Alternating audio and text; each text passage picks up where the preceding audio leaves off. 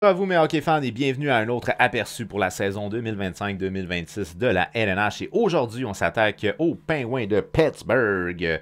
Les Penguins de Pittsburgh, c'est une organisation qui me semble être comme pas certaine d'être en reconstruction ou non. Euh, des choix douteux de la part du directeur général Carl Dubas. Saison très décevante pour la saison 2024-25. Je sais pas si je sais pas. En tout cas, donc saison très décevante pour ce qui est de la saison 2024-2025. Niveau gardien de but, ça a été pénible. Ça a été pénible pour Tristan Jarry. Ça a été pénible aussi pour Alex Nedeljkovic. Jarry, 36 matchs, 3,12 de moyenne, 892 d'efficacité. Il a même été joué dans la Ligue américaine. Alex Nedeljkovic, lui, c'est 38 matchs, 3,12, 894 d'efficacité. Ça a été compliqué aussi pour Blomqvist que j'ai mis ici, là, 15 matchs, 3,81, 885 d'efficacité. Très compliqué. Saison très compliquée du côté de Pittsburgh. Malheureusement, je pense que il va falloir à un moment donné qu'on arrive à la conclusion qu'il faut rebâtir. Là. Puis c'est bien beau de dire que Crosby fournit encore. Il a encore connu une excellente saison, Sidney Crosby. Mais tu sais, si t'es pas capable de l'entourer comme du monde, ça vaut ce que ça vaut ton affaire. Puis Carl Dubas a même dit publiquement qu'il était déçu des rendements d'Eric Carlson. 53 points, Eric Carlson, on est loin du 100 points. Là. Donc c'est ça. Très décevant du côté de Pittsburgh. Et là, on se dit, ça va mal. Fait qu'on renvoie notre coach, qui était là depuis 2016-2017, Mike Sullivan. C'est avec lui qu'on avait gagné la dernière coupe, si je me rappelle bien. Puis là, on embauche Dan Muse. Who the fuck? Dan Muse, il était assistant coach du côté des Rangers de New York pour les 2 dernières saisons. C'est sûr que c'est une équipe de la métropolitaine, donc on le connaît bien. Il me semble que lui était dans la NCAA avant, quelque chose comme ça, mais c'est un gars qui n'a pas vraiment fait ses preuves encore. Un coach qui n'a pas vraiment fait ses preuves, je pense pas que ton intention c'est de faire les séries. Je dis ça comme ça. Fait que bref, saison déplorable la saison dernière pour ce qui est des Penguins de Pittsburgh. On revient avec le directeur général Carl Dubas. On a embauché Dan Muse qui était justement assistant coach du côté des Rangers. Donc c'est lui qui va être notre entraîneur-chef. On a remercié Mike Sullivan qui était là depuis tout le temps, ma foi, là, une dizaine d'années. Pour la saison 24-25, c'est 34 victoires, 36 défaites, 12 défaites en prolongation. Fait qu'un beau total de 34 victoires pour 48 défaites. La saison a été longue. 80 points, ça nous donne le 24e rang dans la Ligue nationale, le 13e au niveau de la conférence. Donc, fond de classement. Une moyenne de buts marqués de 2,95 pour le 18e rang dans la Ligue. Une moyenne de buts encaissés de 3,50. 29e dans la Ligue. Un avantage numérique très respectable quand même, 25,8. On est 6e dans la Ligue. Puis sinon, il y a les avantages numériques so-so à 77,8. On est 18e dans la Ligue. Par contre, point positif, qui joue avec Sidney Crosby joue bien. C'est aussi simple que ça. Le meilleur buteur de l'organisation a été Reichel avec 35 buts. Meilleure saison en carrière d'ailleurs pour Reichel. Meilleure production, évidemment meilleure production au niveau des buts, mais aussi au niveau des points avec 70 points. Fait que c'est ça. Vraiment une solide saison du côté de Reichel. Une meilleure saison en carrière aussi d'ailleurs pour Rust. Autant au niveau des points, lui aussi 65 points. Au niveau des buts, 31 buts quand même, Rust. C'est ça. Les gars qui ont joué avec Sidney Crosby ont bien performé. Puis, ben, tant mieux pour eux autres. Sidney Crosby, une saison encore excellente, 91 points en 80 matchs, rien à redire. Un excellent capitaine, un gars qui produit tout le temps, un gars qui se donne match après match. Le meilleur défenseur à caractère offensif aurait été Erik Karlsson. Ironiquement, c'est décevant comme saison pour Erik Karlsson quand même. 53 points en 82 matchs, moins 24 au niveau du différentiel. Mais tu regardes les différentiels, c'est terrible.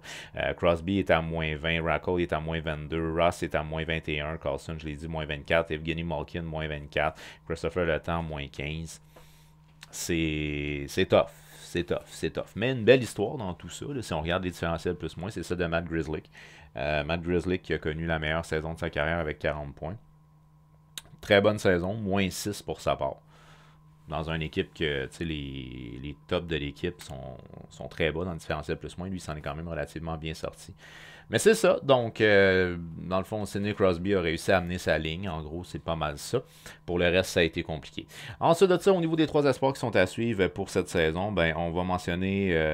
bon, on va commencer avec Rutger McGourty. Alors, McGourty, c'est un attaquant. Je sais que ça fait bizarre de dire ça, mais il peut jouer au centre comme aux ailes. Fait que, bref, c'est un attaquant. Généralement, on préfère dire qu'ils sont centre dans ce temps-là. Dans son cas, à lui, il peut jouer autant à l'aile qu'au centre. 21 ans, il mesure 6 pieds 1, 205 livres. Il a évolué au niveau de la Ligue américaine, ben, essentiellement au niveau de la Ligue américaine, en fait.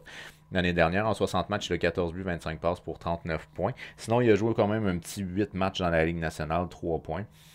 C'est probablement le meilleur espoir qu'on attend du côté des Penguins de Pittsburgh. C'est un gars qu'on dit qui est intelligent. C'est un gars qui n'est pas gêné de jouer physiquement non plus. Puis qui est responsable dans les deux sens de la patinoire. Fait c'est probablement l'espoir que... Ben, en fait, on peut peut-être le voir dès cette année. Au niveau de l'alignement professionnel, au niveau de l'alignement de la LNH, mais c'est peut-être le meilleur espoir qu'on a du côté des Penguins de Pittsburgh. En termes de deuxième espoir, on va y aller avec Ville Koivunen.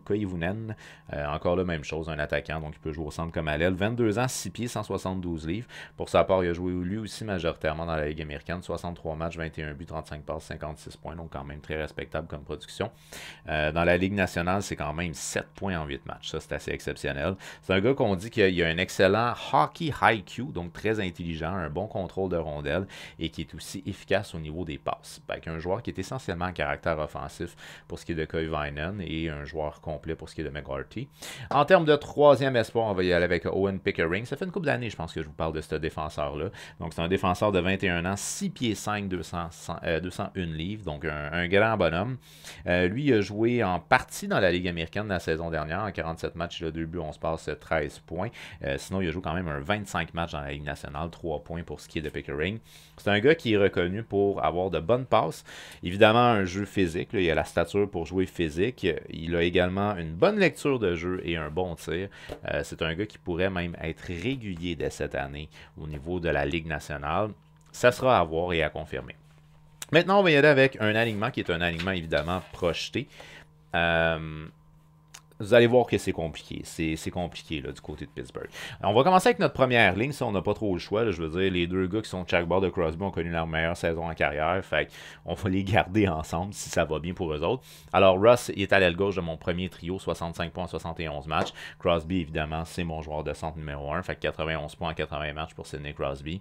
Et Reichel, lui, c'est 70 points en 81 matchs la saison dernière, dont 35 buts. 35 buts, 31 buts. C'est ça, c'est une bonne production. C'est triste, je trouve, ce qui se passe. Parce que, tu sais, je comprends que c'est beau là, de dire qu'un joueur prend sa retraite avec son équipe originale, mais il serait peut-être temps qu'on laisse partir nos Crosby, Malkin. Peut-être. J'ai l'impression qu'on joue un peu de nostalgie. Par contre, belle histoire, hein, c'est Marc-André Fleury qui a signé un contrat... je pense que c'est un contrat d'essai ou un contrat temporaire, là, quelque chose de même, pour qu'il puisse prendre sa retraite en tant que pingouin, là, qui a eu la chance de jouer ses derniers tours. C'est quand même assez cute. Là. Une belle histoire, Marc-André Fleury, une très belle histoire. En termes de deuxième trio, cette fois-ci, on va y aller avec Heinen, 29 points en 79 matchs. C'est pas exceptionnel. Evgeny Malkin, compliqué, 50 points en 68 matchs. Saison incomplète, une production qui coup-ci, coup-ça. 39 ans, Evgeny Malkin, on est plus jeune. Donc... ça sent la fin, tranquillement, mais sûrement. Ça sent la fin. Crosby, lui, on dirait qu'il s'épuise pas. Mais Malkin, un peu plus compliqué. Qu'on va faire jouer ici avec Anthony Manta. Lui, c'est un petit 13 matchs la saison dernière, 7 points. Il jouait du côté des Flames de Calgary. Peut-être qu'il va pouvoir retrouver des jeunes jambes avec les Penguins de Pittsburgh et avec Evgeny Malkin. On sait que c'est un gros attaquant. C'est un gars qui est capable de marquer des buts, mais malheureusement, saison très très courte pour lui la saison dernière. En termes de troisième trio, il va avec Lizotte, 20 points en 59 matchs, Novak, 22 points en 54 matchs, et Acciari, qui est 12 points en 79 matchs. Des gars que je vais qualifier essentiellement des joueurs de profondeur. Même chose pour la quatrième ligne. Ware, c'est 10 points en 48 matchs. Tomasino, 24 points en 61 matchs. Et là, on a Brazo, 22 points en 76 matchs. Un gars qui aime bien brasser les choses. Il a joué à Boston et au Minnesota la saison dernière. En termes de scratch, je me suis dit, garde, on pourrait y aller... avec d'autres noms, mais bon, on va se faire plaisir, on va prendre des Québécois. Fait que j'ai commencé avec Bokonji Imama. Évidemment, Imama, c'est un joueur qui est très très fort physiquement, un gars qui a un rôle surtout de combat, je dirais. À peu près 16 matchs, si je me rappelle bien, la saison dernière, dans la Ligue nationale, un point, quelque chose comme ça. Un joueur d'expérience, 29 ans. Puis j'ai mis notre petit Raphaël Harvey-Pinard, qu'on connaît bien à Montréal.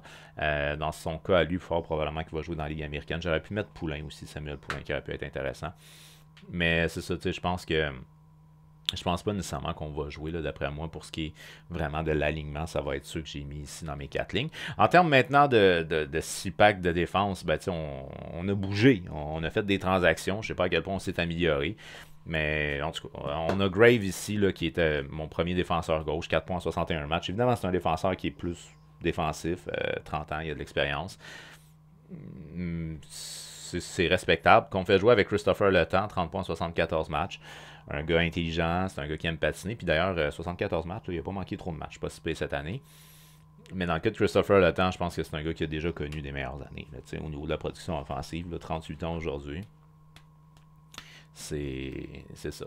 À part Crosby, là, dans les 4 là, qui ont joué tellement d'années ensemble, là, à part Crosby, les autres, c'est soit sur le déclin ou Fleury à la retraite. Là. Fait que, on est rendu à ce stade-là. Waterspoon, au niveau de mon deuxième pairing, dans le cas de Waterspoon, il a 28 ans, il jouait du côté de Boston la saison dernière. Eric Carlson, lui, 53 points en 82 matchs, il n'a pas changé, toujours des grosses lacunes au niveau défensif, un gars qui patine beaucoup. Âgé maintenant de 35 ans. En termes de troisième pairing, Matt Dumba, dans son cas à lui, ses belles années du Minnesota sont rendues très loin aujourd'hui. Un joueur qui, à une certaine époque, avait une production offensive, mais qui s'est rendu beaucoup plus compliqué aujourd'hui. 10 points en 63 matchs du côté de Dallas la saison dernière. Qu'on fait jouer avec Clifton, 16 points en 73 matchs du côté de Buffalo. Sinon, en termes de scratch, j'ai été avec Pickering, que j'ai déjà parlé. Puis Shea, dans son cas à lui, Shea quand même 39 matchs la saison dernière avec les Pingouins. Un petit 5 points, c'est rien de très exceptionnel. Et on arrive aux gardiens. Et là, les gardiens, c'est ça. Ça vaut... en tout cas, Tristan Jarry, qui a joué un petit peu dans la Ligue américaine la saison dernière, tellement qu'il était inconstant, puis qui est en tout cas 36 matchs, 3.12, 893, c'est notre partant. Après ça, Arthur Silov, qui lui était du côté de Vancouver. J'ai rien à y enlever. Je veux dire, il a connu des bons flashs ici et là. Peu d'expérience au niveau de la Ligue nationale. 10 matchs la saison dernière avec les Canucks. 3.65, 861 d'efficacité. C'est pas lui qui va venir sauver le bateau, là, à moins que vraiment il explose, là, mais je penserais pas. Puis en termes de troisième gardien de but, ben là, on y va avec un gardien de 23 ans. Là, on se dit, il y a peut-être espoir que lui, il va avoir une progression. Quoi que si là, 24 ans, il n'est pas si vieux que ça. Blomqvist, lui, c'est 15 matchs la saison dernière du côté de Pittsburgh. Du côté de Pittsburgh, 3.81, 885 d'efficacité. Écoutez, les Penguins de Pittsburgh, l'heure est dramatique, c'est aussi simple que ça. J'ai pas confiance au niveau du choix qu'on a fait pour l'entraîneur-chef.